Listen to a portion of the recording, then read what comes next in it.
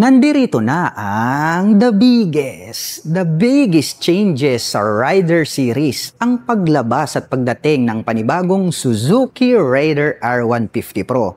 Marami ang nainis nung nilabas ang motorsiklo na ito at marami din naman ang natuwa nung nakita nila sa personal ang motor na ito. Ikaw, anong masasabi mo? Silipin natin ngayong araw. Tara!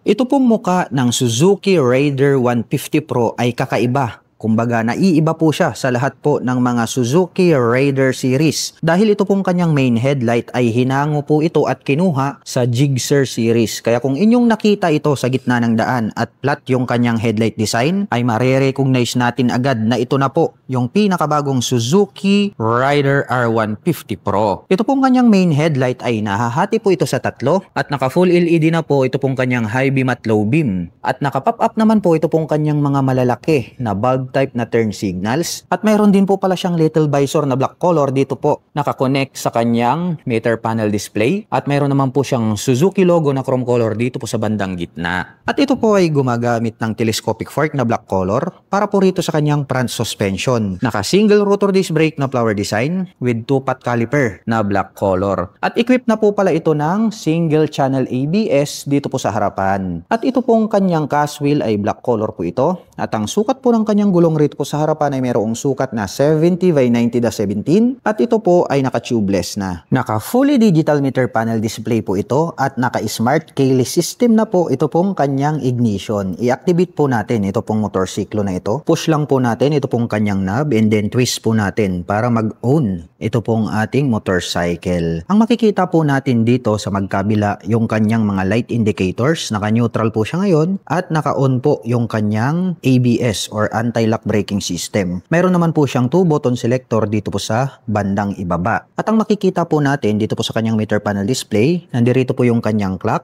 yung kanyang fuel gauge, yung kanyang RPM at speedometer. At mayroon din po siyang gear indicator. At nasa bandang ibaba naman po ito pong kanyang voltmeter. At mayroon po itong mode selector na kung saan ay pwede po nating i-connect ito pong ating mobile phones dahil mayroon po siyang Ride Connect. Ida-download lang po natin yung application na yon sa Play Store. Kung sa Apple naman sa App Store. And then, pagdating naman po rito sa kanyang mga button selectors, mayroon po itong high beam and low beam. Ayan o. High beam and low beam. Turn signal selector. Silipin nga natin yung kanyang turn signals. Ayan o. Napakalaki nitong kanyang turn signals. Naka-pop up po siya. Off po natin itong kanyang turn signals. At nandito po yung kanyang horn. Pakinggan po natin ito pong kanyang horn.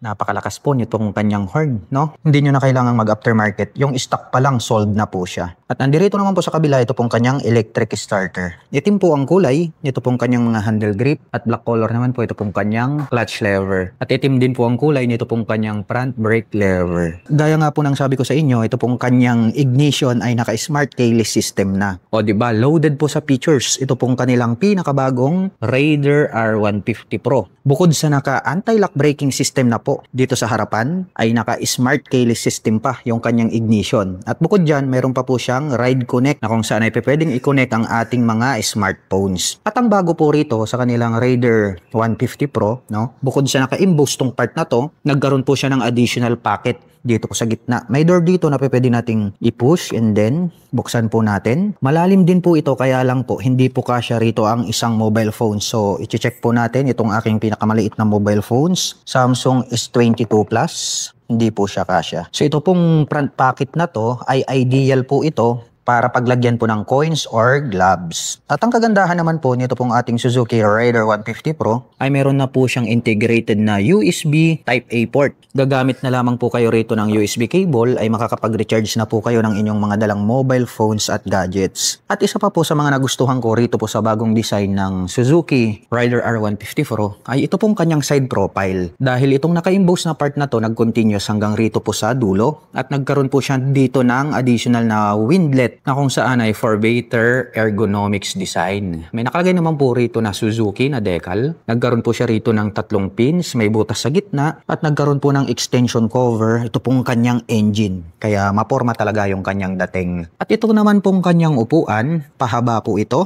At single color lang naman po ito pong kanyang seat cover na black. At itim din po ang kulay nito pong kanyang integrated na grab bar. Ang Suzuki Rider R150 Pro po ay meron po itong seat height na 765mm.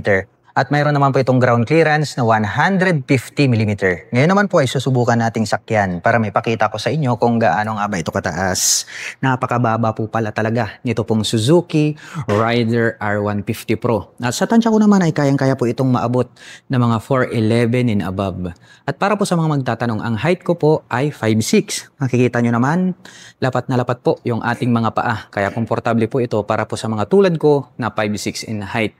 At para naman po sa mga nakapanood ng video na ito at gusto pong maglabas ng panibagong Suzuki Rider R150 Pro, ay maaari nyo po akong i-PM. At kung naghahanap naman po kayo ng mga accessories gaya po ng crash guard, rear carrier, top box, side panners, motorcycle cover o kaya helmet, ay ilalagay ko na lang din po yung link dyan po sa description box sa ibaba para hindi na po kayo mahirapang maghanap. Buksan naman po natin ito pong kanyang upuan. Dito po located ito pong kanyang fuel tank. At ito po ay mayroong fuel tank capacity na 4 liters. At mayroon naman po itong fuel consumption na 45 km per liter. At ang kagandahan po pala nito pong ating Suzuki Rider 150 Pro, yun pong kanyang battery compartment ay located dito sa bandang itaas. Kaya pala, pagdating po ng rainy season, lahat ng naka-rider, ang lalakas ng loob, lumusong sa baha. Dahil nga yung pinagmamalaki nila, nandirito po pala sa bandang itaas, ito pong kanyang battery compartment. Para sa akin, plus points yan. Kasi nga, ideal din po talaga nakadesign siya para sa Pilipinas. Pagdating ng rainy season ay hindi ka kakabahan dahil hindi po maaabot ng tubig baha yung kanyang battery compartment. At ito po ay mayroong 6-speed manual transmission. Mayroon na rin po pala itong assist and slipper clutch. At ito pong ating pillion step para po sa ating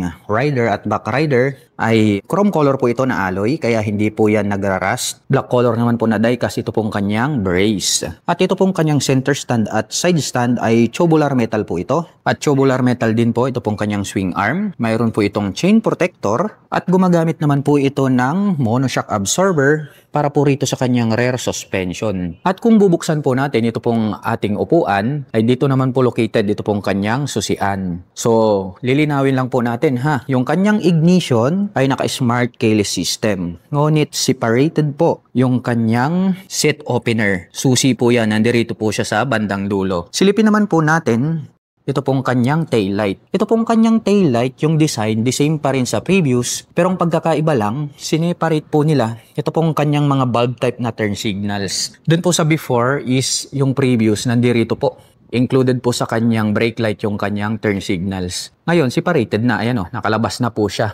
Kumbaga itong tema na to, the same lang din po rito sa harapan. Para mag-match up, no? Nakalabas din po yung kanyang malaki na turn signals. Meron naman po siyang Suzuki na decal rito sa bandang itaas. Meron po itong plate light at meron po itong light reflector dito sa gitna. At ito pong kanyang rear fender, ang kanya pong nagsisilbing plate holder. At pagdating naman po rito po sa kanyang rear braking system, ito po ay gumagamit ng single rotor disc brake na flower design with single pot caliper na Nissin brand. Black color po yan. Itim din po ang kulay. Ito pong kanyang cast wheel. At ang sukat po ng kanyang gulong rito po sa likuran, ito po ay mayroong sukat na 80/90/17 at ito po ay naka-tubeless na. Black color po ito pong kanyang body, nitong kanyang pipe. At gray color naman po ito pong kanyang head protection guard. Gray color din po itong kanyang tip at mayroon naman po itong single exhaust. At pag-usapan naman po natin ang kanyang engine specifications. Ito po ay mayroong 147 cubic centimeter engine displacement to be exact. Naka single cylinder dual overhead cam 4-stroke with 4 valve. At ito po ay nakakapag-provide ng maximum power na 13.5